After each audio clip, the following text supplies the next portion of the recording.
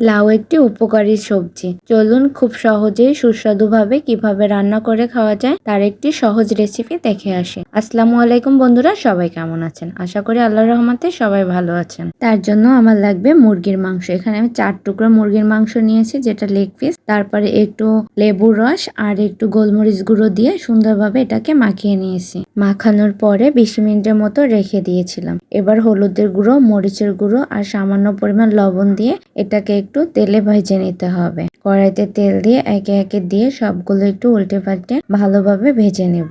এরকম একটু লালচে হয়ে আসলে এটাকে এক পাশ উল্টিয়ে আর এক পাশ দিয়ে দিতে হবে।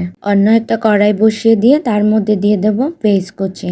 পেস্টটা একটু হালকা ভাজা হয়ে গেলে তার মধ্যে দিয়ে দেব আদা কুচি আর জিরা দিয়ে সুন্দরভাবে এটাকে একটু ভেজে নিতে হবে। এরপর একে একে হলুদ গুঁড়ো, মরিচ গুঁড়ো, পরিমাণ মতো লবণ, ধনিয়া গুঁড়ো, জিরা গুঁড়ো দিয়ে সুন্দরভাবে এটাকে একটু কষিয়ে নিতে হবে। কষানো হয়ে গেলে তেলটা উপরে উঠে আসলে আমি 2 থেকে 3টা কাঁচামরিচ দিয়ে দিয়েছি। এরপর লাউটাকে দিয়ে ঢাকনা দিয়ে কতক্ষণ রেখে দেব।